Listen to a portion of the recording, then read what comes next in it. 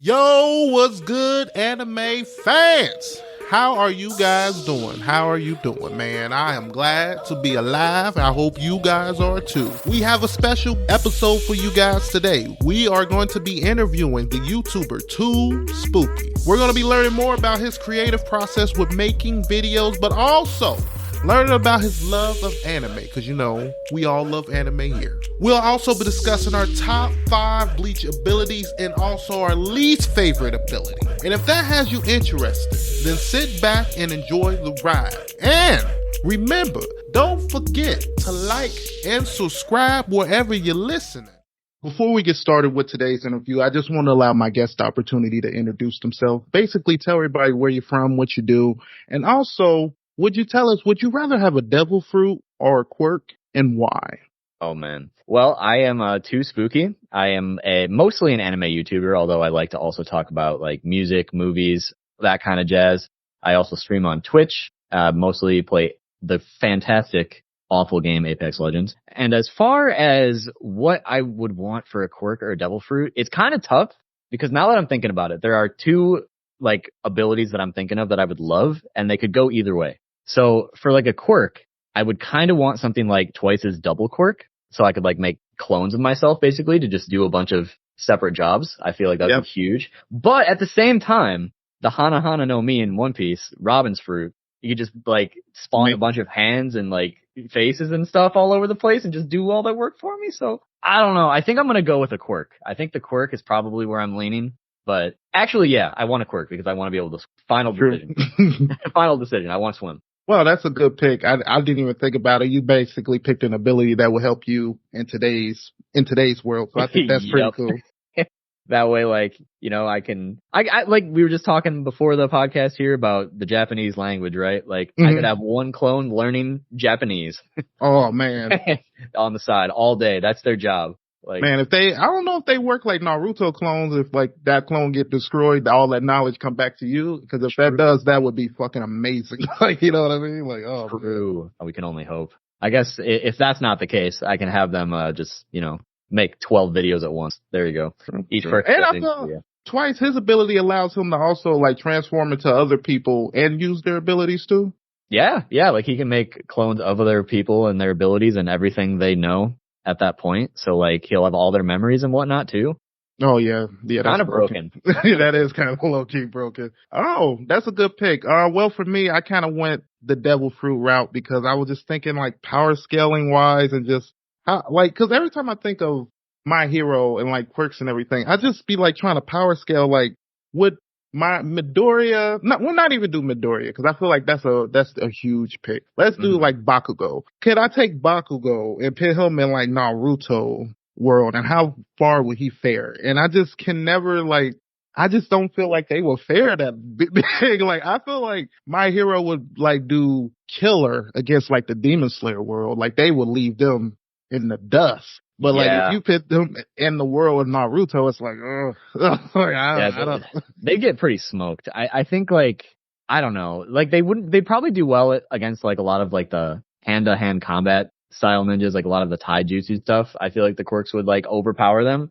But the second you're bringing in like any Kekkei Genkai, it's just, it's curtains. It's like, goddamn. So that's sort of kind of why I went into the One Piece route. I kind of went with the Zushi no Mi. The gravity fruit, I think Admiral Fujitora, I had to pick that fruit because when you see that fruit basically being displayed on the screen, the first thing you see him do is basically take a fucking meteor out the sky. So that's like one of the main abilities in Naruto that Madara pulls out, and he does it with just ease. So I'm like, yeah, I definitely got to take that fruit. Like, I think that's a good pick. Okay, but now we're going to go ahead and jump into our interview, basically learning a little bit more about you and everything.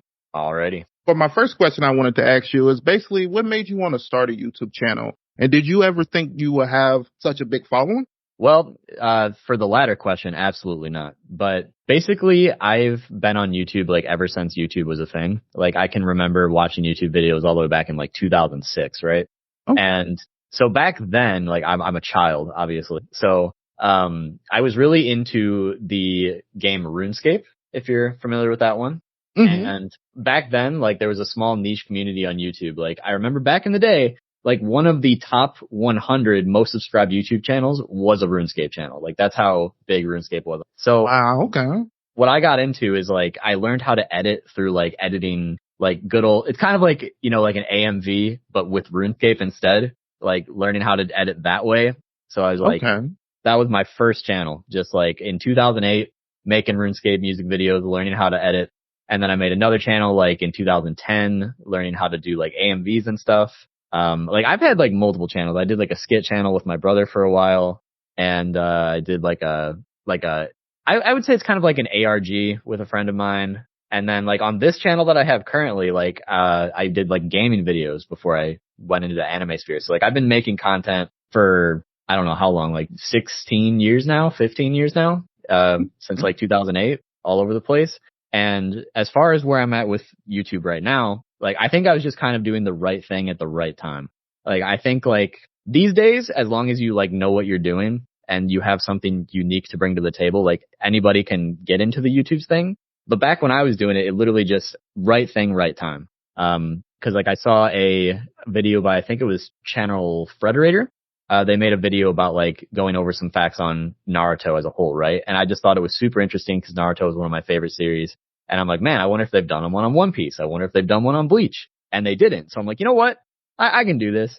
And those videos are horrible, but it's just kind of like doing the right kind of like genre at the right time. Like I didn't even know the anime community existed on YouTube. Found out of all that later, but and here we are, all thanks to that. Wow. So you wasn't like a fan of like the YouTube community before making your whole channel? So you don't know? Yeah.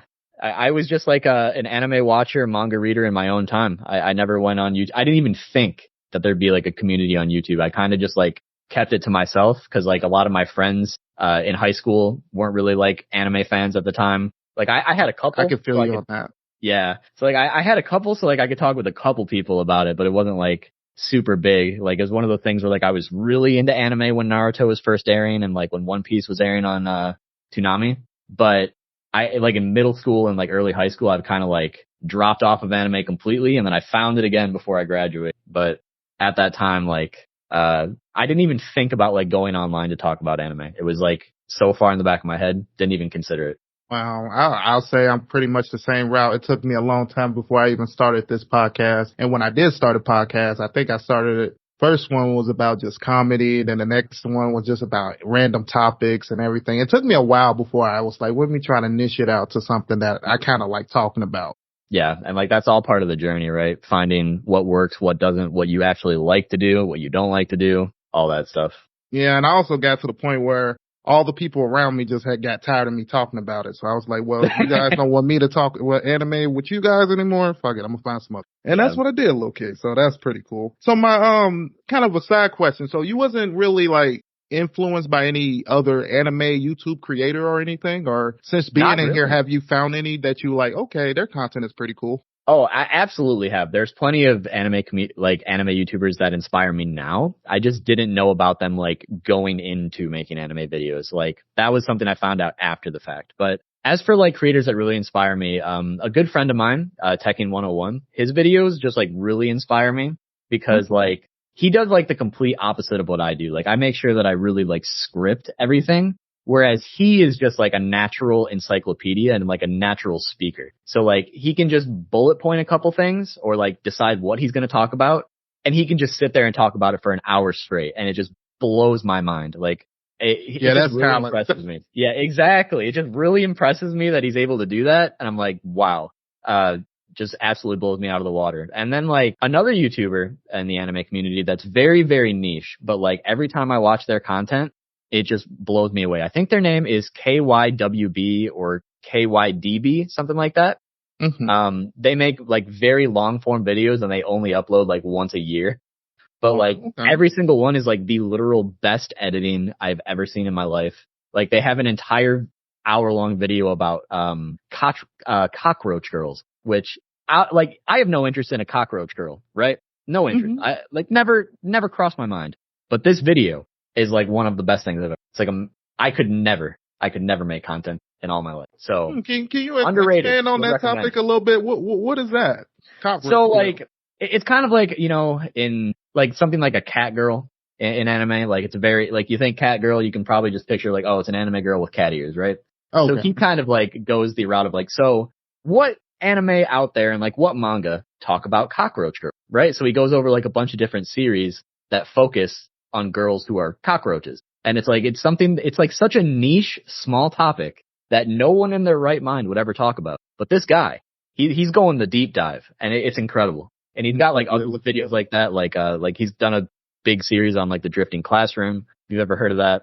Mm-hmm. But he inspires the fuck out of me. A very underrated creator. And also, Mudan TV, if you know him. He's also like he edits for, the Trash Case podcast, and like he makes banger vlogs these days. But he's also like a great friend, incredible editor. He really inspires me, and it's inspired me a lot. Would definitely recommend him. Pretty cool. When I got into like wanting to make my podcast, and like anime creators that inspired me would have to be like your Swag Kage, Seth the Programmers, Geekdom 101.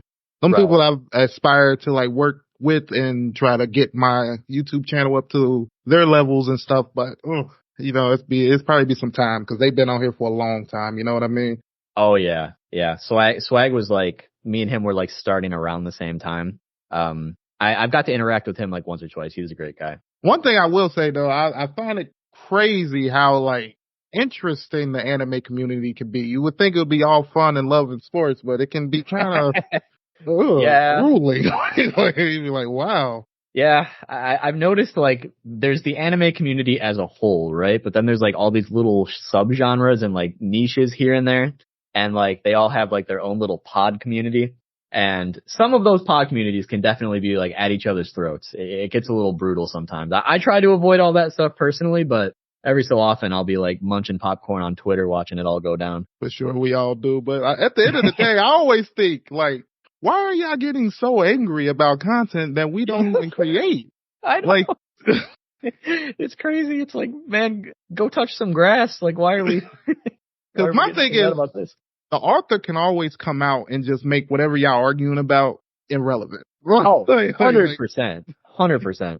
Question I basically wanted to ask you, what got you interested in anime, and has your love changed over the years? So I have very like vague memories, like being super young, like probably like 4 years old, watching like Sailor Moon, Inuyasha, Yu Yu Hakusho, like late at night.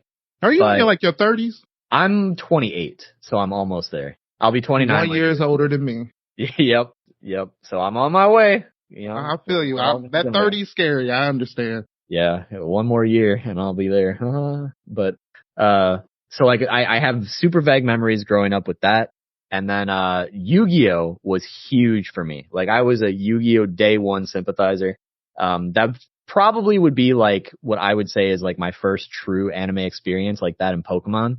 But Naruto and One Piece are what really did it for me when those started airing on Toonami. Like that's when I'm like, oh yes, this is what anime is, and I am all in. Like I watched Naruto every single week. I tried to watch One Piece as much as possible, and that's where my love for it really stemmed. I also have like a very fond memory of like when Bleach was first airing on Adult Swim. Like I was just up really late for some reason that night, which I wasn't supposed to be.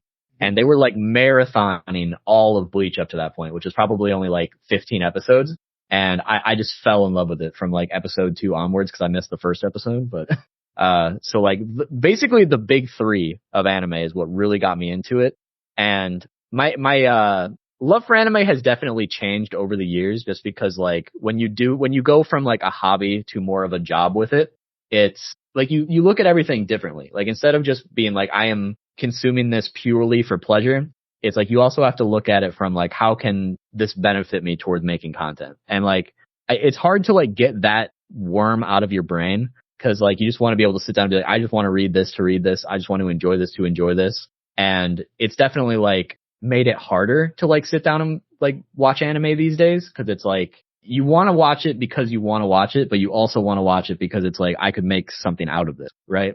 So I would say like it's become bittersweet, but I have found a lot more enjoyment just by reading a lot of manga instead, just purely for pleasure. I think what you just said is very interesting, because on my podcast we've been doing a Dragon Ball marathon where you're watching Dragon Ball. And watching Dragon Ball is something I'd probably do every year. It's something I love to do. But I've noticed that having to do it and make a review on each episode, and like everything has to me now felt like it's been a little bit more taxing than it has ever been. Like I Yeah, was like, exactly. and it was like, I don't know why, because I mean, I love this content. I know it outside and in, but just having to sit down and be like, oh, what did I like about this episode? What I didn't like about this episode? It's like, oh my fucking God. Exactly. It's like, it's so much more you have to think about, and you have to like put, like, that's why like review content is very hard for me to do, because I have trouble like putting my own thoughts into words. Like I can tell you like, yes, I liked this, but I have to be like, okay, well, why did I like it? Or why did I not like it? You know? So like, now that you're going through that, like, I feel for you. I feel for you. Having to like put your thoughts down, or like, you know, write them out or speak them out onto a podcast, etc. It's like, it's just this whole extra layer that like, like somebody who's not in the creative sphere wouldn't think about, you know? Oh, you won't understand, because to me, it kind of limits a little bit of your fun of watching, especially new series, because like, you're like, yeah, now I gotta watch this for the pleasure. Now I'm gonna watch it back so I can get the notes so I can review it and everything. Yep. This seemed like a lot. Yep. But when you were talking about some of the anime that you basically started with, funny thing is, I started with Pokemon too. I wasn't a big fan of Yu-Gi-Oh, but I did watch it. Only thing is, I just could never understand the actual card game. The card game just never made sense to me. But, you know, there are people who know how to play it, and you see a good match. It looks awesome. You'd be like, fuck, how do y'all learn the rules? Because I don't feel like the same rules that we see on TV are not the same rules y'all do it right now. That's the main issue with the anime. Is like, the anime, they were just doing whatever. So, like, if you brought the rules from the anime into the actual card game, people would just call you dumb. Like, I remember when I was, like, super young, because, like, I got the cards, like, right when they came out in America. And one of my local comic book shops had like a tournament, and everyone there is like, you know, like a teenager, like they know the rules, and I don't. So I just got like swamped. Like, 'cause I'd keep trying to do stuff, and they'd be like, no, you can't do that. They do that. And they'd explain the rules to me. I'm like, I don't know what I'm doing. Help. So I understand. I usually just mix cards together and just be like Blue Eyes, White and Dragon. Because this is what I got right here, because I don't know what else to do. But I was always a big fan of Dragon Ball. First watched it when I was at my aunt's house when I was young. I seen it on demand, which I didn't know it was on demand at the time. I thought it was a marathon. I was just clicking on episodes. At the end of the month, it did end up costing.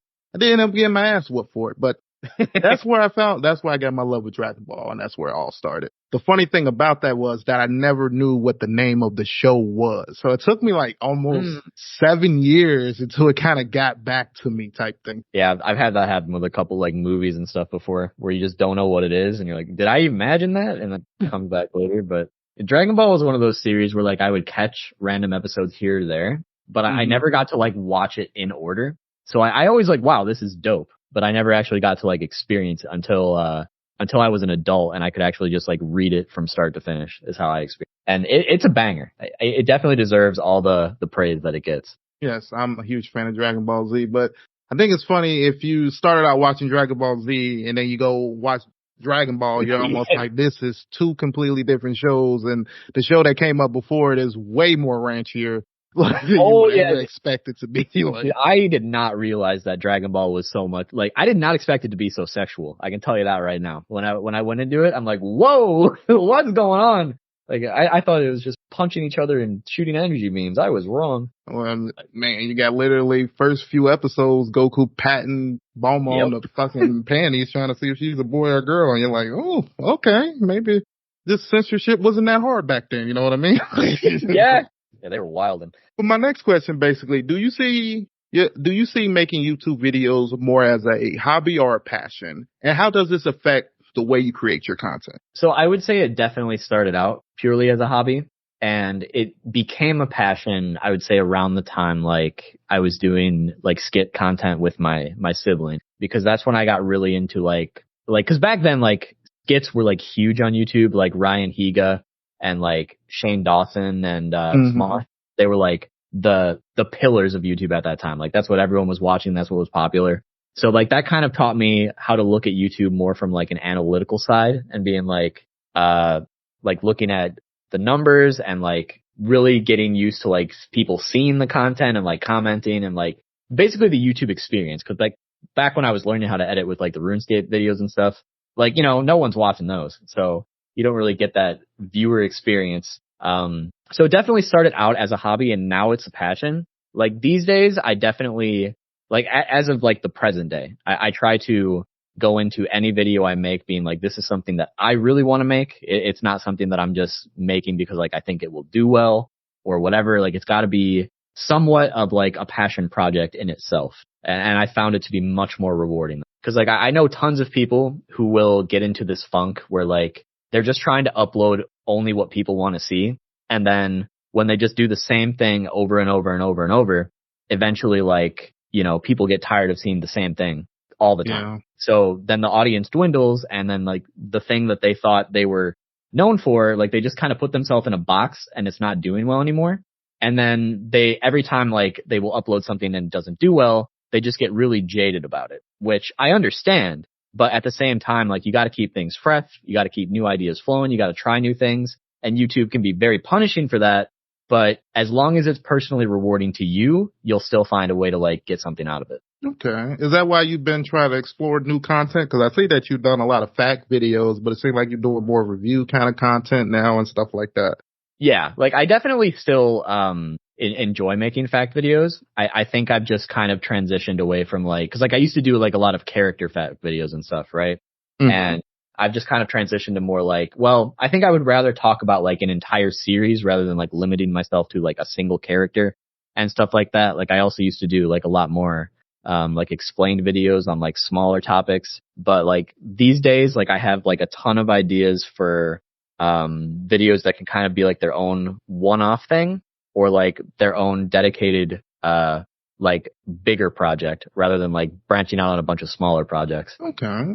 For my next question, I want to ask you, if you weren't making anime content on YouTube, what do you think you would be doing? Would it still be related to videos or anime in some way?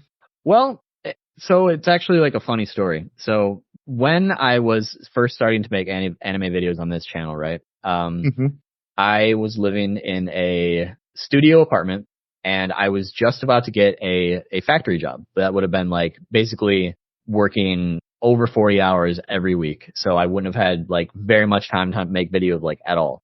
And the day that I had a video like actually blow up for the very first time was the day they called me and said I got the job. So I had to be like, well, you know, I just had a video blow up and I think maybe like I got to ride that wave. I got to see where this goes.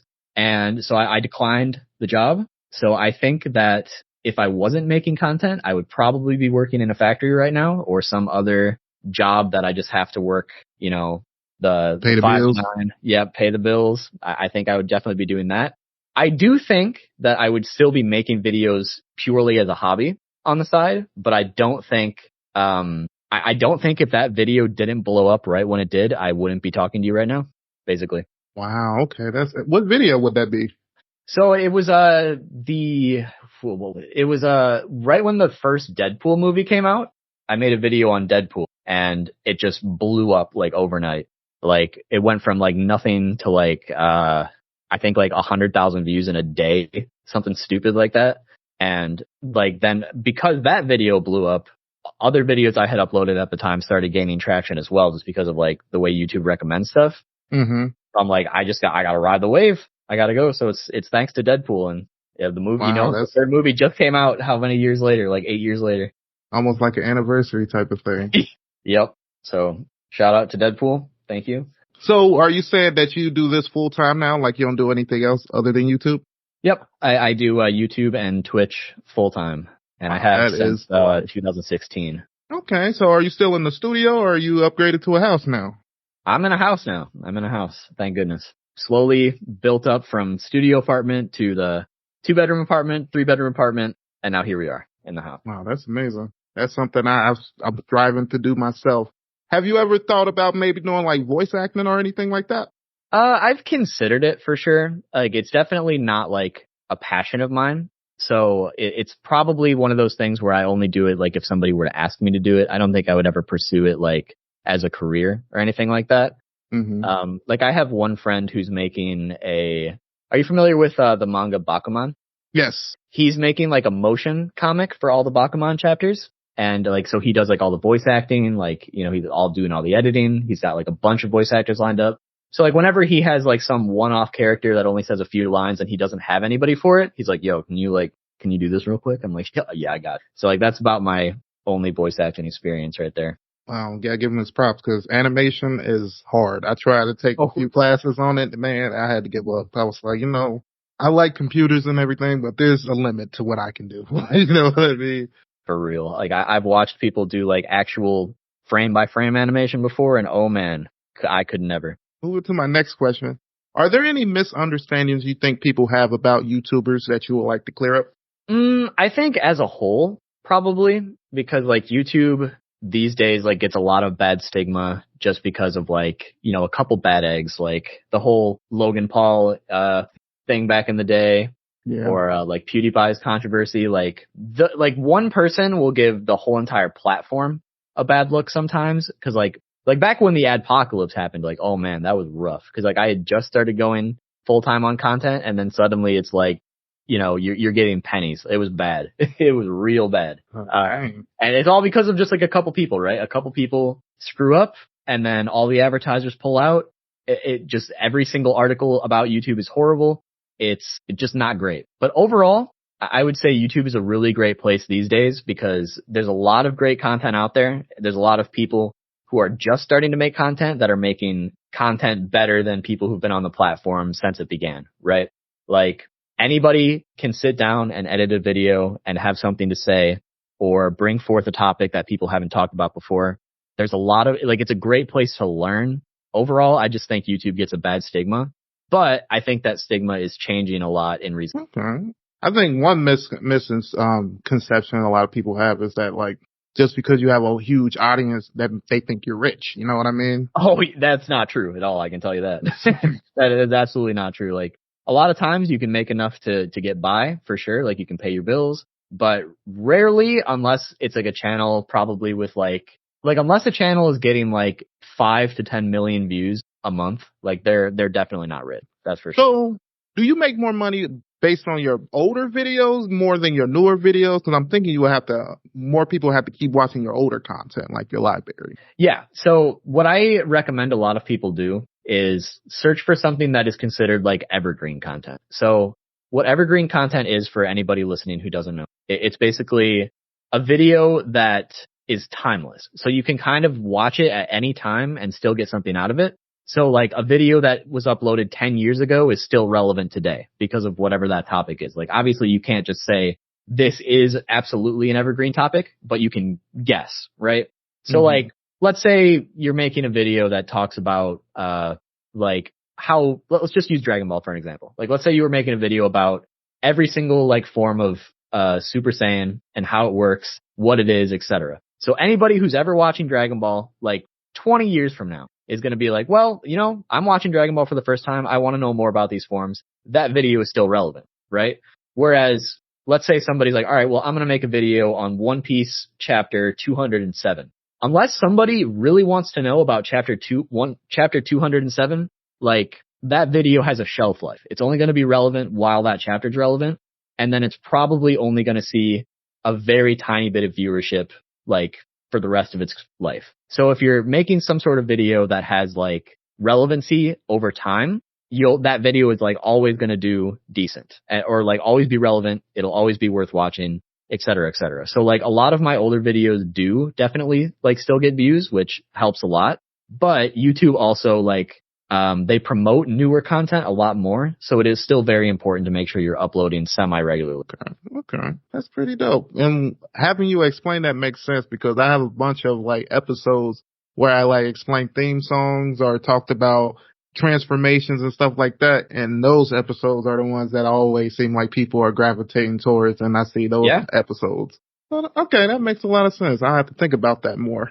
Yeah. I feel like it's one of those things that a lot of content creators don't really think about, but trying to like talk about some sort of topic that you, even if like in the moment, it like you think it's true that it could last like a couple years, like go for it. Cause I would like, if you ever watch like Swag Kage videos, he have a bunch of videos where he do like Jutsu Explain. And I remember watching those videos and I was like, these videos are always going to make money or be the test of time. Cause even now I still go back and listen to those videos and stuff. Cause I just find comfort in just listen to them when I'm doing random stuff and shit. Yeah, and like those videos especially because like obviously Boruto's still going, so like things can be retconned and all that, but so like if it's a finished series and there's not more content coming out, like all the information that he would have would just like stay relevant forever, basically. Like so like anything that if you're okay, what am I gonna say? If you're oh my god, I'm spilling out my words. If you ignore Boruto and only focus on Naruto Shippuden, Naruto, etc.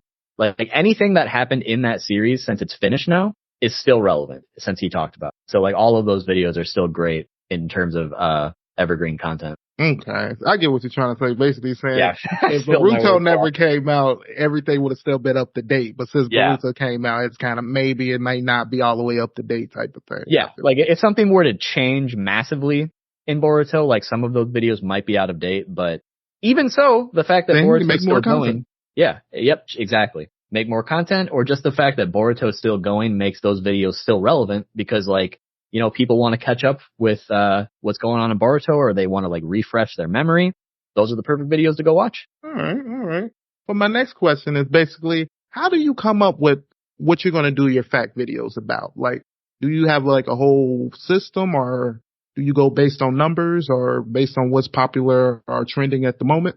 So it's a little bit of everything, I would say. Like a lot of times it's just because I want to do it, but it definitely helps when there's going to be something happening that like makes it relevant. So like a good example is I just made a video on Black Butler recently, and I decided to do that because the anime was coming back after all these years. It's like they just put out a new season, and they're also going to have a new season next year. They just announced. Oh, okay. Yeah, so they're going to have season 5 coming out next year as well. But it's been one of those series that's been on my list to like watch and read forever, and I've just never done it. But as soon as I saw like, hey, you know, they're going to be a new season, I'm like, all right, this is the time.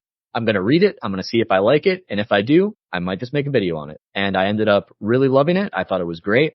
Way better than I thought it was going to be. That's for sure. And, I just dove in to see like what kind of information was out there because, you know, sometimes you just don't find anything cool. So like, there's just not worth making a video, period. I think like the first step is it's got to be something you like personally, because if you're talking about a series you don't like, it's definitely going to show in the video. So like, that's the most important part. You got to like it. Even if it's just a little bit, you got to like it. Otherwise, not worth doing. 2, you got to see if there's even like information that's worth talking about, because like, since it's a facts video, right? Nobody wants to watch a facts video where you're just like, oh, this character's hair is blue. It's like, yeah. no shit. Like, you want to tell them something that they genuinely probably wouldn't know unless they also really researched it themselves. Like, that's the goal. So if you can like dig in there and do a lot of research and you find stuff that's actually cool, that's when I'm like, all right, this is definitely worth making. I want to do it. But it definitely helps when like something about the series is relevant at the time, but at the same time, it doesn't have to be. And like sometimes I'll make a video where the series isn't relevant at all, and I just want to talk about it. Okay, that makes a lot of sense. I need to get into Black Butler myself. I've been trying to get into it, but I just can't think of, based on everything I've seen about it, what kind of anime is it? Is it an action type of anime, or is it like a slice of life, or? So like, believe it or not, I thought it was going to be like a shoujo, right? So it's actually a shonen. It's a shonen. It's like shonen through and through. So like, I personally would recommend reading it for like the first couple arcs and then maybe transitioning to the anime, because the first like 2 seasons have a lot of filler. Not worth it. But, it's definitely like an action shonen. Like there's definitely some comedy and slice of life in there. Like it definitely starts out very slice of life, but it quickly turns into like I would say like shonen thriller, shonen comedy, a little bit of shonen battle in there. That's kind of how I would describe it. It's really good though. Like don't let what you hear about it turn you away from it, because it's way better than you'd expect. If you like shonen, you'll love it. Definitely got to try that out. So basically, when you get your facts, do you try to get them more from the manga versus like online? A little bit of both. So my goal is like, I want to try to tell you something about the series that you wouldn't know just from watching or reading it. So like some things like little Easter eggs that in the manga, like a lot of those things are a great way to find stuff. Like maybe there's like a panel that shows something you wouldn't notice just kind of like reading it quickly the first time. So like I definitely do consult the manga and the animes a lot, but I find the best place to find stuff is a lot of times through like things like data books or interviews with the creator, interviews with like editors who worked on the series, stuff like that. That's usually where you find the gold. Okay. Well, my next question basically, have you found any unique or surprising facts during any of your videos that you were like, damn, that really surprised the shit out of me? The one that sticks with me to this day is in One Piece, like when Frankie, that character, when he was like making all of his like battle Frankies, like growing up, like all his various battleships and whatnot, he would like call them BF and then a number. And something I'd never noticed before when just like watching it or whatever, but Frankie has like the BF and then like the number on his chest. So like when he became a cyborg, he basically made himself the next battle Frankie. So like the next ship, the battle. So like he himself is the battleship. Okay. Yeah. So like on his arm, he has that like written there because like he's his own creation, like his own battleship. And I had never realized that before. And it blew my mind when I first saw it. I thought it was like the coolest thing. That just blew my mind because I never noticed that either. Yeah. It's like the smallest little thing, but it's like when you look into it more, you're like, oh, he's his own battleship. I got you. I think what's most interesting about Frankie is how he go from post time skip to after time skip, and you're like, you really did that to yourself. That's amazing. Yeah, like it took some getting used to. I like it now, but at the time I was like, bro, what did they massacred my boy. What did they do to him? Yeah, I like this design a little bit more than Chopper's. Chopper's design, I never, for some reason, could not get with that. I was like, he looked so much better before in the original. Now he's just like this fluffy, cartoonish character. Like, 100% agree. They butchered Chopper the worst. Poor guy. All right, for my next question, do you have anybody you would want to shout out that has helped you throughout your YouTube career or has been a big support system for you? Ooh, so I would like to shout out, I would say 3 people in particular. My good friend Briggs from All Day Anime, or Briggs ADA as he goes by these days. He's probably like my first friend, I would say, in the YouTube anime community. He reached out to me very early on and we became friends right away. Still friends to this day. We still game all the time too. Love that man. Definitely would not be here without his help. Jordan, the anime dude, another creator that I met through Briggs early on in our YouTube careers. He's been a great help. He's been a great friend, always there when I need him. Definitely would not be here without him. And then finally, Rustage, the nerdcore rapper. He runs One Piece Dungeons and Dragons, which I'm a part of, which Briggs is also a part of. We do like a campaign where each of us are characters in the One Piece world before Luffy's time. And that just gave me like such a new love for content in general. Like I had never played Dungeons and Dragons before. It is super fun. And he has just been an incredible friend to me, an incredible mentor. He's very wise. Just love the man to death. Wow, I definitely got to play that. I've never gotten to play what's a Dungeons and Dragons? It's like basically role playing. You make yourself a character and then your dungeon master makes a story for you and he just like has your characters do things and you're in charge of like your decisions. Like you kind of like roll dice to decide like how well you'll do something. It's just really fun. Like you wouldn't expect to like. Y'all did like a One Piece version of it? Yeah. We had a whole campaign for just One Piece pirates and now we are Marines doing a okay. Oh, that's another cool question. What would you rather be, like a pirate or a Marine if you could choose? Oh, definitely a pirate. I think, I mean, like the thing is, I think, the Marines are definitely underrated. And like I myself, as an individual, have like a really bad, strong sense of justice, right? So I think I would get way too power hungry as a Marine. I think it would just be better for me as a person to be a pirate because that way, like, I'm kind of like in charge of my own justice rather than like having to go with what the world government lays out for me. I feel like I would get really bad as a Marine. I can feel that because, you know, the way you see things versus how other people see things, and then you turn into another Akainu type shit. Yep. Like, if they were just like, yeah, dude, pirates are bad, you gotta kill them. I'd be like, all right, they're bad, I'll kill them. And then it's like, I think it would just get really Then bad. you meet, like, Luffy, and then you're like, ooh. And like, am I in the right? Are they really bad? Like, yeah, exactly. Exactly. I think a lot of Marines, you'd be like, what are those the good guys? Yeah. Whereas like a pirate, you're kind of like, you're based on your own moral code, right? So I feel like it'd be a lot easier to to just live that. But realistically, I'd probably just be some dude on an island somewhere, like working 9 to 5, chilling. I would have no hockey, no devil fruits, nothing. Oh, now I'd that's be a another poor good little question. guy. Would you rather have a devil fruit or just be proficient with just hockey? Honestly, I think I would want to gamble on having a cool devil fruit. Like, obviously, I could get the worst devil fruit of all time. Like, I could eat the Hito no Mi and get no powers whatsoever. I'd be screwed. But I think I would take the gamble. I think I'd be like, you know what? I'm going to see what power I get. Who needs to swim anyway? No, it's overrated. Water's filthy. Who needs it? I mean, y'all on boats majority of the time, so it's like, Yeah. when do you really even need it? You know what I mean? Yeah. And if you get a good power, it's like, fuck it. You know, I got the holy grail. But if you get a shitty power, it's like, damn. Like, I'm going to end up with a friggin' jacket fruit and my life is over. But I don't know. See, I think I would take the risk. See, my thought process, I always think like, okay, you could get a gangster devil fruit, or you could be like a beast like Garp. Like if you watch the last few episodes of One Piece, and I'm like, he doesn't have no devil fruit. Like he literally just destroyed that island. I'm like, imagine what he was doing when he was younger. For real. And that's like, hockey, like, man.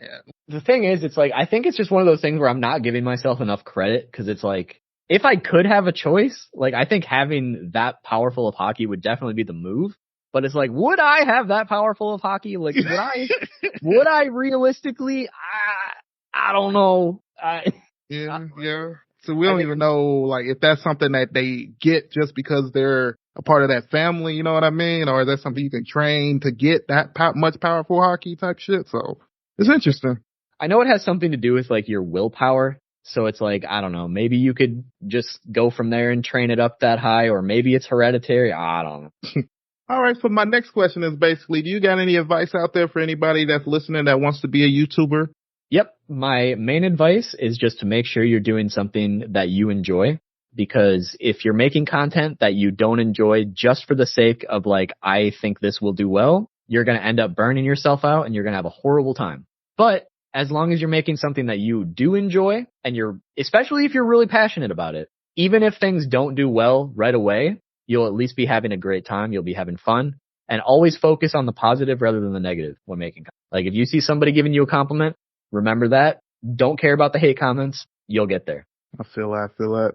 I've never let the hate comments get to me. I let them stay. I used to delete them before, but I'm like, I may as well just let the create traction for me. You know what I mean? Yeah, exactly. One person may hate it, another person may like it. You know what I mean? Yeah. I've just found for a lot of people, like I know so many people who just don't read comments anymore. And that's probably the best route to go. Yeah. I just feel like, if you don't do that though, you're missing all the people who are like actually, giving you compliments or like telling you did a good job. Like you're missing out on all the good stuff. Cause like so many people you'll see 100 good comments, but that one bad comment will just stick with you and fester, right?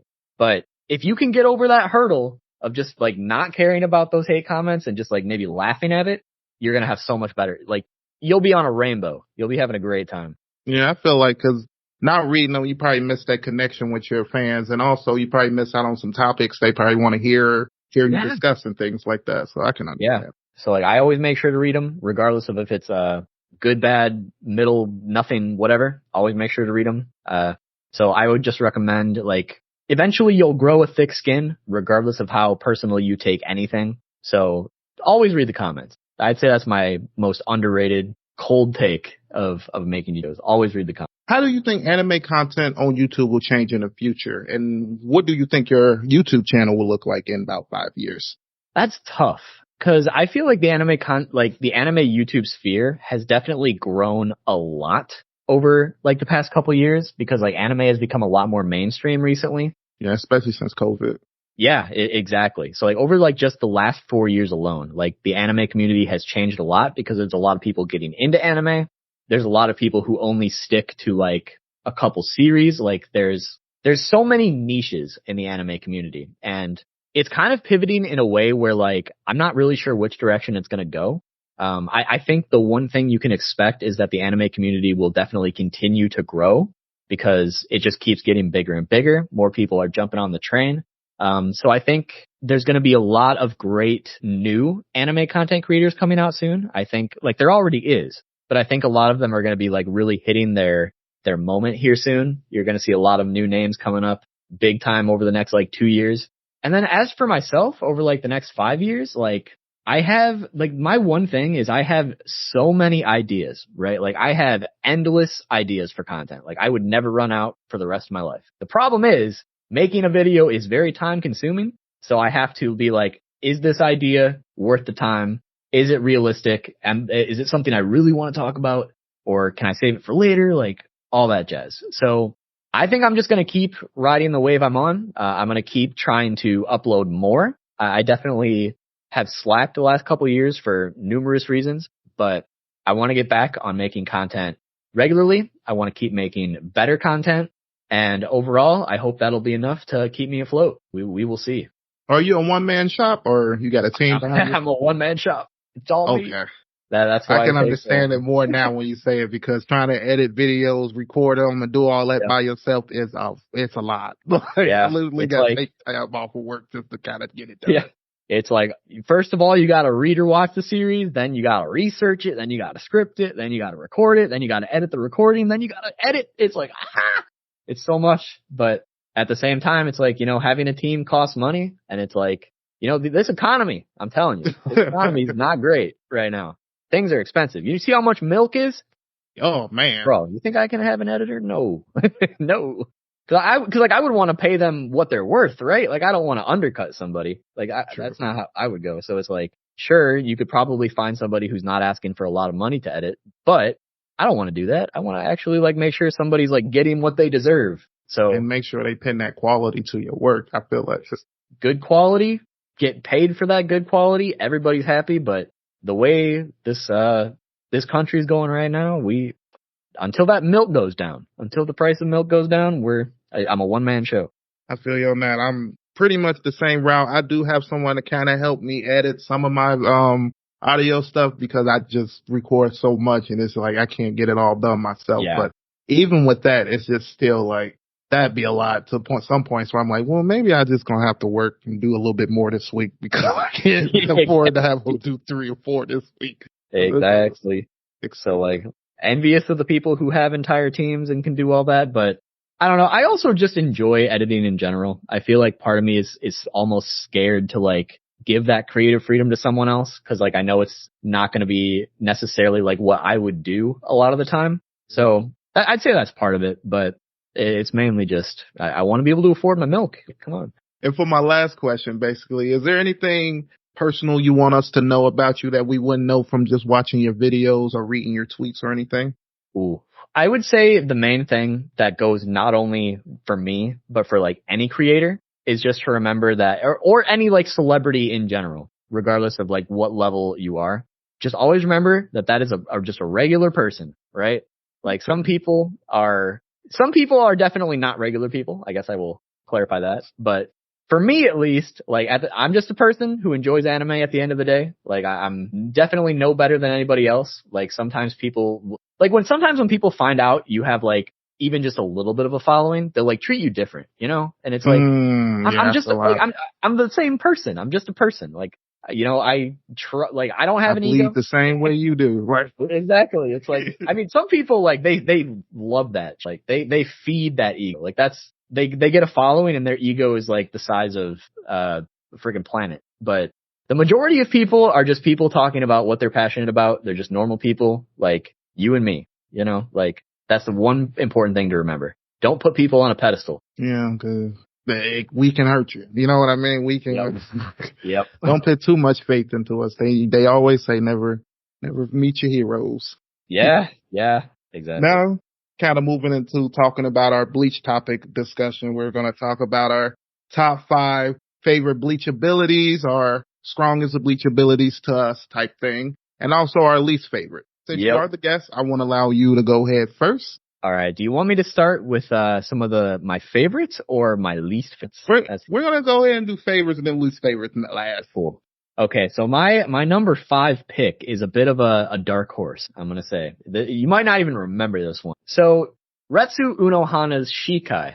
I don't remember the name of it offhand. I think it's Minazuki, actually. Yeah, it's Minazuki. Yeah. So, basically, they kind of explain it throughout Bleach that, like, every Shikai and Bankai are kind of, like, related. Like they're very similar abilities to like different levels. But I think she is like the one outlier where her Bankai is like a lot of blades in the form of blood kind of deal, like similar to Senbon Sakura, but not really. But her Shikai is just like a gigantic manta ray that heals people. And it's like, it's so ridiculous and it has nothing to do with her Bankai. It's like, I don't even know where this came from. It's only showed up a couple times, but you know what? It looks goofy and I really like it. I think it's cool. I mean, it gives you a whole ability to be able to move around, transport around the battlefield, and you get to heal people. It is an interesting ability because when you do see her Bankai, you're like, is that acid or blood? Like, are we inside Minazuki? Because that's what I was kind of thinking. Is this like his stomach type of thing? That'd be interesting. I never even thought about that. Because that's the only thing I would think. Maybe this is like stomach acid or just going with that type of giving you the thought process that maybe Minazuki can come up with either healing acid or just regular like burn your skin type acid. Yep. Good point. But moving on to my number 5, I had to pick the head captain's move, Zenki ni no Tachi. This technique basically allows him to incinerate anything in his path. Basically, it pits all his flames at the edge of his blade, and basically anything that it touches is burned out of existence. We basically got to see this move used when he was going against the fake Yuabak, and it was fucking crazy. I think just seeing him be serious in that moment was fucking rare because throughout the whole series, they always made you think like, oh, if the head captain got involved, some shit was got to go down. You know what I mean? Like, yeah. If he actually got involved, some shit was about to happen. And like his whole line about like, you know, the best security for Soul Society is me. Like, damn. He and that just tells you for the longest, man, he was the top dog. Until I feel like when he went against Aizen, I feel like that didn't give him the light that he needed. I don't know. I agree. I definitely think they kind of should have went all out during that as well, but I don't know. I can see why they didn't because it's one of those abilities that is dangerous to everybody around. So it makes sense, but I don't know. Maybe we're thinking like as a head captain, he was going to have some ability to just kind of be like, maybe his aura was just too strong to be affected by something like that. But I don't know. Just the fact that he was able to, I'm not going to say he technically beat him because Aizen didn't beat him. You know what I mean? He had a whole plan to take him out of the whole situation, but it's still like, I wish he would have did. Yeah, I can agree. But moving on to your number 4, what would you say? Number 4, I'm actually going to go with Kisuke's Bankai. I know it's got a longer name, but Benihime is what I remember offhand. Like his Bankai is basically like to just restructure everything. And like just bringing it over to My Hero, like one of my favorite quirks is Overhaul, right? Where you can just restructure everything. And like Benihime is kind of on the same pain. Just really, I've always also really loved Kisuke, so I'm a little biased there, but I'd say that's going to be my number 4. I wish, wait, it hasn't been animated yet, right? That's coming up soon. Yeah, it hasn't. You talking about his fight? No. Yeah. That hasn't. Woo! I'm excited for that. And see, he's like one of those characters where we've seen instance of maybe what he can really do, but he's one of those characters like this man has so much hidden about how much strong he really truly is. Because I mean, he was a captain and all that and everything. You know what I mean? So it's like, ugh. All right, moving on to my number 4. I'm probably going to butcher this name, but I'm going to try it out anyway, guys. I'm going to go with Tozen's Suzy Muchi. Fuck it.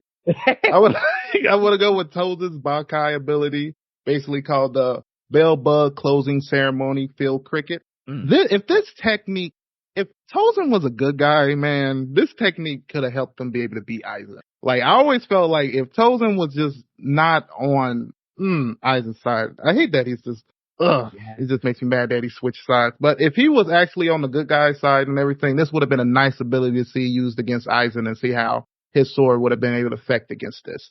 We all know Aizen probably would have been strong enough to like fuck him up or anything, but I just would love to see this ability be used again. Yeah, I agree. I also think like that's one of the coolest things about the whole Soul Society arc though, is when Aizen's like, this is how my Shikai works and why you are all under my influence. But the one person, the singular person who would not be affected, we had to bring him over to our side just because they would be like the one threat, right?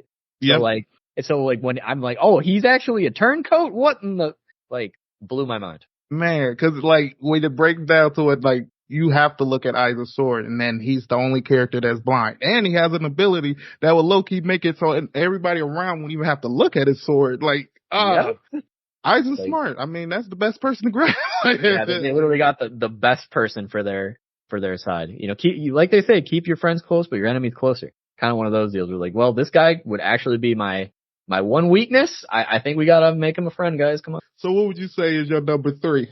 Ooh. So I'm gonna go with kind of a classic with Senbon Zakura Kageyoshi. I think, like, I know it's a little bit overused, but I just think it looks so cool with like the cherry blossom effect and just the fact that it's basically like millions upon millions of blades that you can just control at your own whim to do whatever you want. Personally, I think Byakuya could have done a little more with it. I think all the time he's like, I'm just going to throw this big cluster at you like a swarm of butterflies or whatever, but it's like, come on, you can do more than that. Like, I've just always thought it's one of the coolest abilities. It's definitely one of the most memorable Bankai.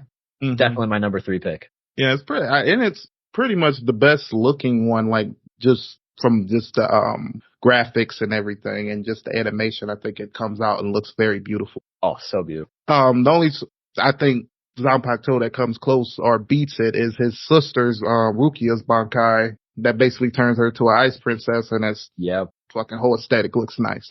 Oh yeah. I always loved this. I always loved his Bankai because I always think it's funny that it basically just turns his Shikai and makes it just more blades and everything. But I also like the other little techniques he come with that where he's able to make the, go around them into like a dome and pull out swords and fight like that and stuff like that. Yeah. It's like a whole other side of it. It's like, it's not just what you see. There's more to it.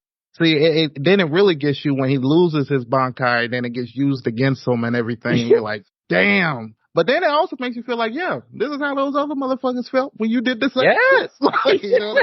What goes around comes around. And like, I'd say one of my hot takes in Bleach is that Byakuya should have died right there. He should have died. That would have been a nice, interesting death if he would have died right there. It would have made that a little bit more meaningful. Exactly. Like it's one of those moments where it would have been so much more impactful. But at the same time, I do like Byakuya, so I'm not exactly sour that he's still around. It's just, I think it was a missed potential. Yeah. But see, like, if you think about what head captains would have been left, it's like, I feel like you need someone with that maturity of Byakuya in there. Because without him, it's like, I don't know. It's just a lot of high-head people in that, but that's just my opinion. But moving on to my next one, I have to go with Suzumi Bachi. I love this Shikai ability, basically death in 2 steps. If you're pretty quick on your feet, it's one of the best abilities, really. The only time we ever really see it get negged or not being that good is when Aizen basically stops it and basically hits you with like, did you really think you're gonna touch me? Like, and he like, ooh, he is the character that stopped the whole theme song of Ichigo with one finger. So it's very interesting. But I think if I could be in Bleach, this would be a nice move to have. I don't know if I would want it in the Stinger type of thing, but it's still a nice ability. So here's my thing, right? I'm going to have to deviate just a little bit here. Oh, so, you got to go to your least favorite? Soy Phone's Shikai, the death in 2 steps, is actually on my least favorites list. But I want to clarify before you hate me here. It is actually one of my personal all-time favorites. But what I don't like is that they decided that Ryatsu, like if you just have a lot of Ryatsu or whatever, her ability just suddenly doesn't work. I think that is so dumb. It makes me so mad. I'm like, if you hit the spot twice, the ability should just work, okay? Just let it work. That's its whole point. What do you mean it's just, my Ryatsu's better, so your ability, it didn't work. Like, makes me so mad because I think her ability is one of the coolest things ever, but the fact that you can just say, nah, it's not gonna work on me, and it just doesn't, it's like, makes me upset. So that's why I put it on my least favorite, but it's not because of the ability itself. It's just because they cuck that ability in the series too much, and it makes me sad.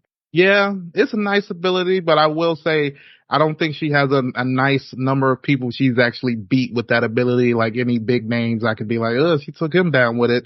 So it's like even against her teacher. Yeah, against Yoruichi, right? She couldn't even beat her with the move. So it's like, god damn, Yoruichi basically was still able to beat her. So it's still like, but it's still a nice ability though. Like in theory and reading basically his description, amazing. Yeah. But execution, no, not so. I 100% agree. Like it would have definitely been in my top 5 favorites, but because it can just not work like that, I put it on my number 1 least, and it makes me sad because I love that ability. But it's like, man, why would they do me like this? So what would your next one be? So my number 2 is actually Baragon's Resurrection ability. I can't remember what it's called offhand. Yes. It's just like the fact that there's like this aura that he can like project at people and also have surrounding himself that will just disintegrate anything. And the only thing that can stop it is putting it against itself. Like, man, that's the most broken thing ever. Like if they didn't pull out some shenanigans to make Baragon hit himself like that, like he would have swept everybody. Like what can you even do against that? Nothing. It makes you wonder, like, how the fuck Aizen just went down there and just took over. Like, yeah, for real. It's like, oh yeah, you're the king of straight badass. Yeah, that move was nasty. Nah, not anymore. It's like, yeah, I love the first time we actually see it used, and you get to see it kind of used on Soy Fun, and it takes her arm away. And the scream she lets out is the first time I've ever really seen anybody in terror like that. She was like really feeling like she was about to die, right? Yeah. So I thought that just made the move even more like eye-popping type of thing. Yeah, so like I think it's definitely one of the like it's definitely one of my favorites, but I also think it's probably one of, if not the most underrated ability in like all of Bleach right there. Yeah, because it gave him an offense and a defense, so it's like, damn, how do you even touch this person? Like, ugh. Yeah, nothing can touch you, and like you don't even have to like follow people. You can just like shoot your hand out and boom, all this aura's coming at you, and you got to run away from it. But everything in your path is getting disintegrated to dust. Yeah, aging until it basically dies. And the fact that like every time somebody thought they had a way to stop it, like with Keto or shields or anything, he's like, you think this can stop time? Yes, exactly. Like everything has an age, like everything dies, so to speak. So unless you're just purely immortal or like time can't affect you, like you're screwed. There's nothing you can do. Moving on to my number 2, I had to kind of move over to the Quincy's for a little bit because every time I see this ability, I think it's amazing. There's some other stuff I would like to do with this, but I think the X-axis is fucking one of the most broken abilities in Bleach. It basically allows Lil Barrel to fire a shot between his rifle and whatever he's trying to pierce, and everything along that line is basically getting shot no matter what you try to use against it. No matter what type of defense or nothing, you're getting fucked up. And every time we basically see him use this ability, he's fucked everybody up. I do think it's kind of weird how this ability kind of transform and upgrades and stuff, but I will say I do like the fact that you do get the part where nobody's able to touch you or anything. Like you become like almost like invisible, not invisible, but intangible type of thing. So I think that's pretty cool. But like when he get his angel form and all that other stuff, that's when I'm like, oh, this is kind of, it's a little out there. But everything other than that, the X-axis is fucking broken as hell. If that was your ability, like when you woke up, I think you would be almost unbeatable. Yeah. I think out of all the Quincy's, that's definitely one of my favorites if I had to pick. So I'd say that's a very solid pick. I also agree when his like other forms and stuff come out, that's where I also kind of like, I don't know about this, but. It's like, oh, okay, I guess, yeah. But because to me, it goes away from the whole look we get in the beginning. Like, why give me this army G.I. Joe type of man? Now we're turning him into an angel. I don't even know. Like it's just a huge character change for me. All right, moving on to your number 1. What would your number 1 be? Oh, so this might be a hot take. If I've ever had a hot take, this is probably it. So I think my all-time favorite, and probably what I think is maybe even the most busted in all of Bleach, is Orihime's ability, Shun Rika, to just reject anything. Like, I don't know. Like, it's hard to really explain how her ability works other than just saying, like, it rejects anything. Like, it rejects death. It rejects life. It rejects damage. It just completely reverses anything. And I just think it's so broken. But on top of that, I also really loved it, like, early on in Bleach when, like, all of Shun Rika had, like, little personalities when they were flying around. I just found that really interesting because it's, like, similar to a Zanpakuto spirit, but, like, not really. And they just kind of decided to never show them again after a certain point, which is a little, wasted potential, I think. But, I don't know, her ability in general, I think people sleep on it. I think people sleep on it. I think it's really cool, very underrated. probably my number one pick. Yeah, to me, when they talk about like abilities that come straight from like the god of all Quincy's and stuff, to me that has to be one of them because it's like, what the hell, her ability. Even Aizen needed it to basically wake up the Hokukyū and everything. So it tells you it has some type of importance and on a level which a lot of people not even on. So if she could truly master that ability to whatever degree, because we will have to see what that ability could actually do at its most powerful, you know what I mean? Which we still haven't seen. Because I think there was a moment in the manga or in Bleach where she actually was able to bring a person back from death type shit. So yeah, it's like, exactly. Like it rejects death. Like that's crazy. Like so she almost do the one counter to Baragon. Now that I'm thinking about low key. Like low key. Because if her ability would just reject the death that he's sending towards her, like what's it gonna do? See, I feel like that would be one of those mindset type of things where she would have to believe her ability could do that. You know what I mean? Yeah, it's kind of like also one of her little like hair clip pieces could also like attack people. Yeah. Just kind of stop doing that as well. But it's like if that attack in a way is kind of like sending rejection into people, like you attack with rejection, like that could also be super overpowered. It's just they never really went that route. So we like you said, we haven't seen like what she can do at her utmost potential. Yes. Or even anybody, because I don't think we probably see its strongest attack form throughout her. With her, we probably see the strongest in its defensive abilities through her. But we probably need someone else to show us the most strongest attack type shit. Because I just don't see that in her character. She just seems more of a defensive type of person.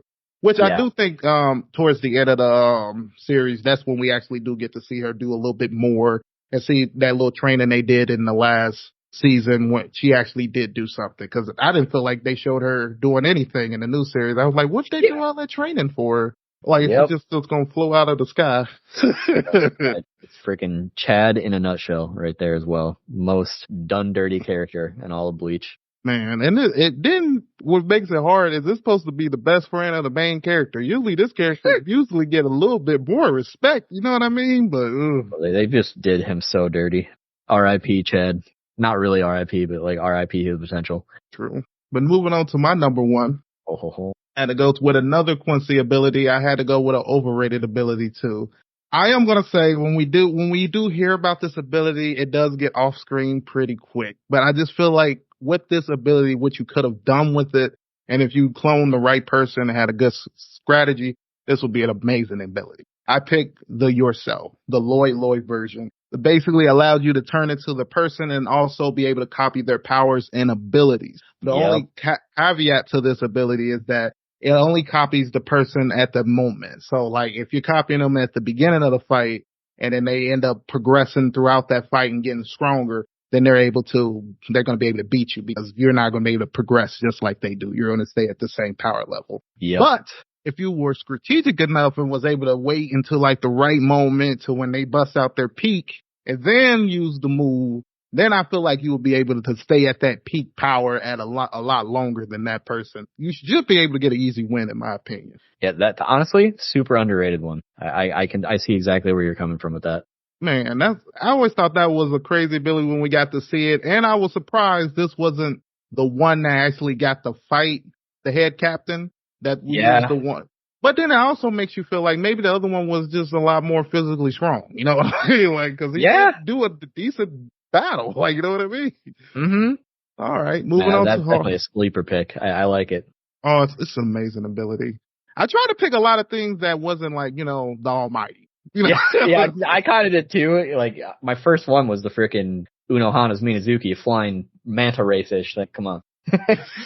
Yeah, I tried to dig deep for a couple of them. Well, okay, now moving on to our least favorite abilities. It seemed like you had a few of them, so I wanted you to go ahead and list them, even though we're 2-on-1, but you can go ahead and list all of them. Now, I just had a couple, just in case you want to do more than one, but Soy Phones was my number one pick, like I already discussed. I won't say it again, but they did her dirty. That's all I'm going to say. It would be one of my favorites, but they ruined it. I definitely think the Almighty is a little bit like one of my least favorites, just because like the way they describe it, I feel like it's just a little ridiculous, and there's no way, like the way the series ended, I wonder if the anime is going to, but like the way they beat him just doesn't seem, I don't know. It's like, it's hard to describe, but it's like, it seems like one of those abilities where there's generally like no counter for it. So like I feel like Kubo almost wrote himself into a hole of how to stop it. Mhm. So that aspect of it, like, is probably why it's one of my least favorites. But I will say, like, it's definitely one of the strongest ones. That's for freaking. And then probably my other pick for just least favorite in general is probably Keto as a whole.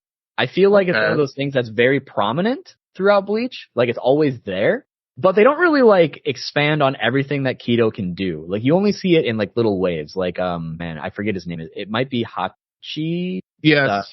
Yeah. He used to be the old captain over it. Yeah. Yeah.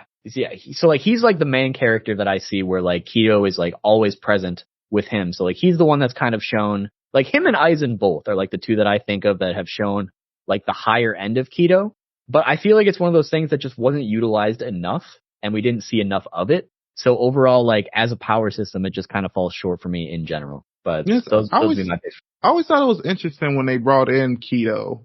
Because it was like, okay, so now we have these Zanpakutos, but I guess we also have like magical spells that we can use too. So it's like, yeah, like it's a really cool idea. And it's like, there's a lot of Keto. It's just like, I wish they would have utilized it more in like in battles in general. Like if Keto is something that like every Soul Reaper can do, even at a basic level, like there should be more of it mid fight, you know? It shouldn't just all be clashing swords and clashing Shikai Bankai abilities. Like where's the Keto at?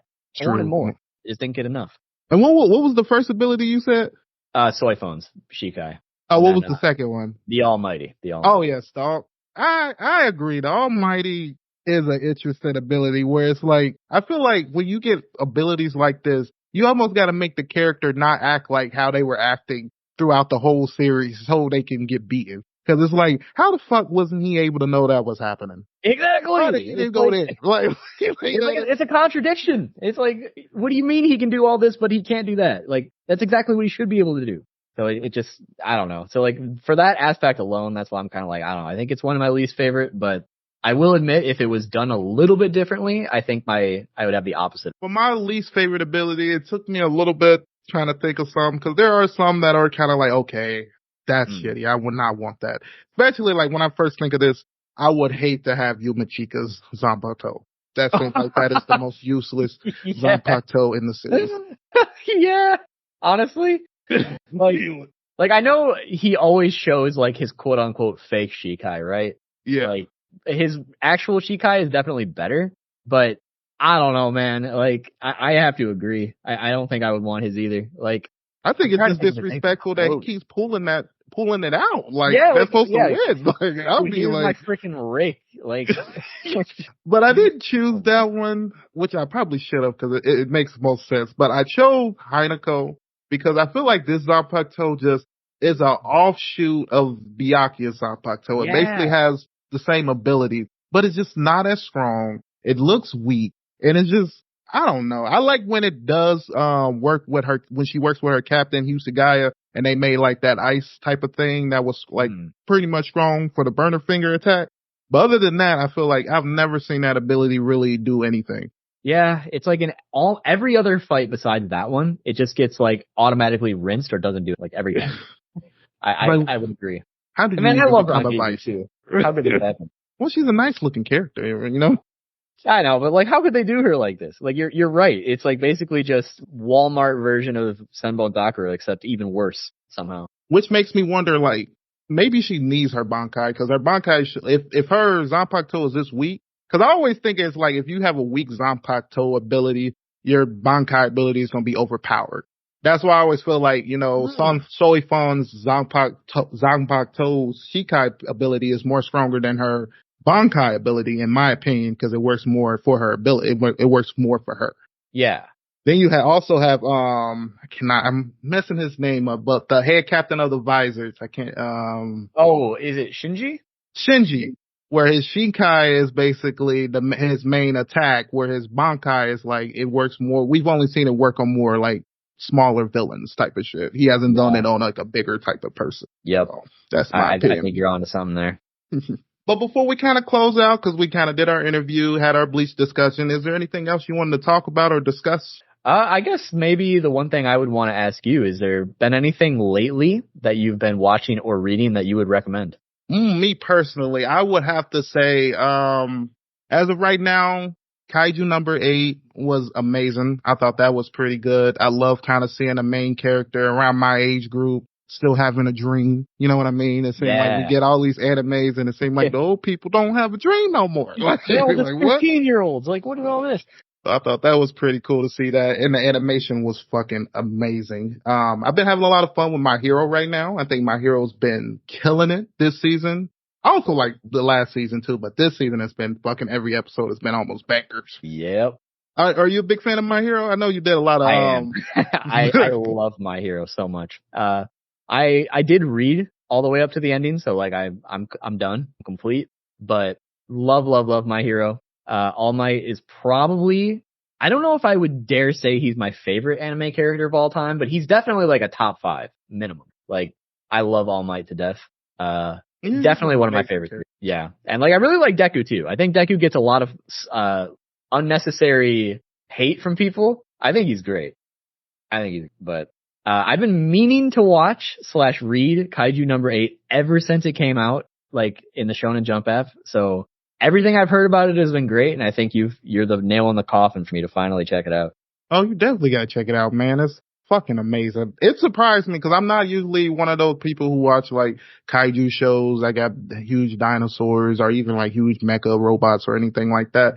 But to actually have this be as action packed and cool as it was, it really surprised me. Heck yeah. Cause yeah, I've heard the animation is also phenomenal for it. So like, I think you've convinced me. I do need another protagonist that's, like you said, around our age. I've been missing that. Yes. And I also got to talk to the director of it for the English dub, so that was pretty cool. That's so cool. Oh man, it was pretty dope being able to get this mindset of like for certain episodes and why they chose certain like animation styles or even like voice script directions or changes and stuff. So it was pretty cool to get that information. I still need to release that episode. I'm still editing it. Which I wanted to get it out at the time Kaiju number 8 was still out, but man, it's hard, trying to edit everything and get it out. You know what I mean? You're preaching to the choir. I know how it goes. What are you watching or anything? So, the one thing I would say right now is like, I've been reading a lot of Junji Ito manga with, if you like horror manga, would recommend. But the other series that I started recently that is incredible is Blue Lock. I don't know if you've watched it. Oh, yeah, Blue Lock is fucking amazing. Bro, I'm like 80 chapters in the manga. Like, I've never read a sports manga before. This is my first one. But it is so good. Like, I am having such a hard time putting it down. I think I read like 60 chapters in a day. I was like, this is so good. And like, the other thing is, yeah, dude, I know it's like, I don't get enough of those days anymore. That's why I was like, man, cause like a lot of times I will find a good stopping point. Cause like, adult life, you got however many things going on.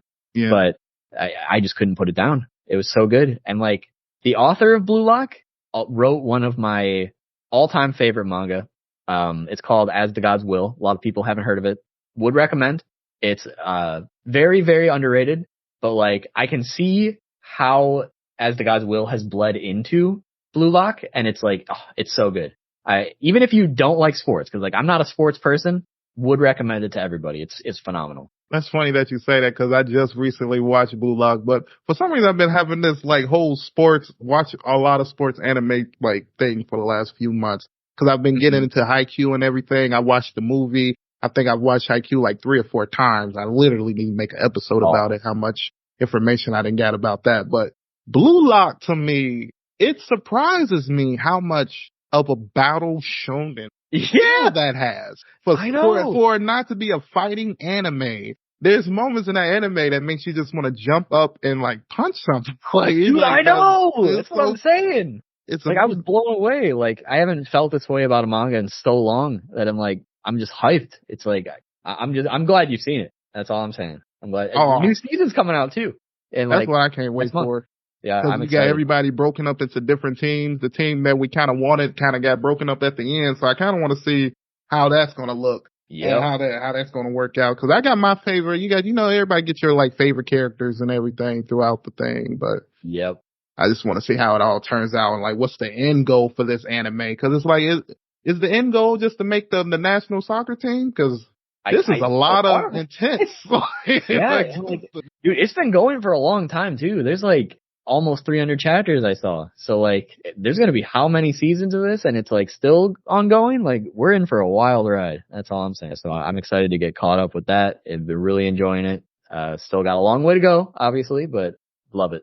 Anything else you watching or anything? That's pretty much it. At least for anime. Like I started watching the Sopranos recently, which has obviously nothing to do with anime. So that's like the only other thing I'm watching right now. You watched that new Marvel movie, Deadpool? Not yet. Not yet. That's the thing. Like we were earlier talking about, I owe so much to Deadpool, and here I am. Haven't seen it yet, but I'm actually planning on going early next week. So that's funny because I'm sort of on the same boat. I didn't want to watch it when everybody was going to the theaters because I'm kind of more of an introvert, and I hate having that many people like in the same area. So I'm like, let me just kind of wait and kind of till it calm down. It's getting its numbers, which to me is I'm happy about because the last few Marvel movies is kind of like, ooh. Yeah. Well, ever since they started bringing TV shows into it, I've been like so checked out because it's like I was watching every project that was coming out up to Endgame, and then they're like, yeah, we're gonna put out 4 TV shows and we're gonna have movies on the side. I'm like, I can't keep up with this. It's almost too much. Like, yeah. So I've been just catching the movies like on airplanes and stuff when I can. And what I think is so funny is they do that whole project and explore that. Now you get to the point where now they're going to get rid of it and act like it never existed. I know. Like, okay. Cause like they've been building up Kang in like the Loki show, right? And then, in Ant-Man 3, like I haven't seen Ant-Man 3 or Loki, so I'm just speaking out of my ass. But it's like they're just going to do all that and then just be like, you know what? We're just going to not do that at all. It's like, okay. How you feel about them bringing back Robert? I'm indifferent about it. I definitely am like, you know, cause I loved Iron Man. So I know that he's a great actor. I believe that he's going to do a great service to Doctor Doom. So I'm not worried about that at all. I do think that having like a new face in the role probably would have been the better way to go. But at the same time, like it brings back a lot of hype. There's a lot of ways they could go about it, like telling that story, like if it's going to be related to Iron Man at all, or if it's just going to be a completely new character, unrelated in every way. Either way, I think it builds up some hype. So I'm excited, but I'm going to keep my expectations low. My mindset is what they're going to do is they're going to keep the man in the mask. We're not going to see Robert Downey Jr. in that role because to me, I feel like that's going to burn the mystique of him playing this new role, especially if he's playing this Doctor Doom. If I'm reading it correct, it's supposed to not supposed to be a part of Tony Stark in any way, short form. Because a lot of people thought maybe this is Tony Stark going evil type of role. So in my mindset, this is probably going to be like a Darth Vader type of thing. Maybe you get a voice modulator on him a little bit and kind of thing like that. What you think about that? I would like that a lot more if they go that route. That's kind of what I'm hoping for. Cause, my main thing is like even with, like, I haven't seen it, but the Halo TV show, like, I know a lot of people were really pissed off because like Master Chief, like, doesn't show his face, right? But a lot of actors have it in their contracts where like they have to show their face. Like actors hate playing masked characters because they like think it like doesn't show their personality. Like I guess that's the thing in Hollywood. Apparently people hate playing masked characters. So I'm kind of hoping that like Doctor Doom keeps the helmet on the whole time or like the mask, etc. Like I don't want to see Robert's face. As beautiful as a person he is, I don't want to see it. I want to keep that thing on. Well, with the amount of money they paying him, I hope he's able to keep the mask. Yeah, I'd be sorry if he'd be like, nah, I'm not keeping this on. We're paying you almost $50 million. Like, I just know like sometimes in contracts, they keep it in their contract to be like, if I'm going to play a masked character, there has to be this much time with the mask off. And it's like, I don't know. Personally, I think it's stupid, but. That's interesting. Yeah. Well, I heard Queen Latifah has something in her contract where she can't die on screen anymore. So I was like, oh, that's interesting. All right. Yeah, it is super interesting. I didn't know that. But is there anything else you want to discuss? I think that about wraps it up for me. It's everything that's been on my mind. Pretty much me too. So with that, we're going to end today's episode. I want to thank you for coming on. It was amazing chatting up with you. I feel like I learned so much more about the YouTube content sphere and also about video creation and everything. Hopefully, I really appreciate the invite. This was a lot of fun. Oh, this is amazing, man. You're my first YouTuber that came on that like I sent invitation to that actually sent me something back, and that was fucking amazing. Oh, shot, really? Yeah, I was so happy. I was like, wow, I'm so happy. So hopefully I'm hoping that this one we'll have other people wanting to come on and talk and chat and stuff like that. I'll tell you right now, I'll spread the word. Oh, thanks, man. I'll spread the word. And, like those people that I shouted out earlier, like if you're ever looking for some, I'm sure, like Briggs, ADA, Jordan the Anime Dude, maybe even Rusted, you know, maybe hit them up. They're great people. They'd be really cool to talk to. I'm sure they'd love to do something like this too. Just an idea. Most def. One thing I think is the thing that hinders a lot of this is sometimes it's hard to find your guys' contact information. That's true. like YouTube actually made it harder. Like, it used to be like right on the about page, there used to be like a little thing for email address, but I heard YouTube got rid of it. So that's YouTube doing that? That's not you guys personally like, I don't need people just sending me email. Like, yeah, like, I mean, like if you go to, like somebody's channel page, right, and you click on like the little more option in their about page, like if you scroll down, there should be like a, you know, view the email address. So like you can email people for business inquiries, whatever. But I heard that YouTube took it away. Maybe they brought it back. I hope they did, but I started putting my email in my descriptions as well, just because, like, you know, how else are people going to find your contact info? You're right. Like, sometimes they make it difficult. Whack. That is crazy. I don't think they put it back because I've been looking for that, and it's only been like certain people that actually have their information out there, or they have a Twitter where you're able to contact them or something like that. So that's right. They do make it difficult. I feel you there. So if any of you listeners want to learn any more about YouTube or anything like that, I'm going to have this information below so you guys can contact them. Before we sign out, I just want to allow you to plug yourself before we leave. All right. Well, once again, I am 2Spooky. You can find me on YouTube. I think my @ on there is 2Spookster because somebody took otherwise on Twitch, I'm also 2Spookster over there, twitch.tv/2Spookster. I do streams a lot if you ever want to hang out and chat. And, that's about it for me. I really appreciate this. It was a lot of fun. Thanks for having me. And with that, I say peace.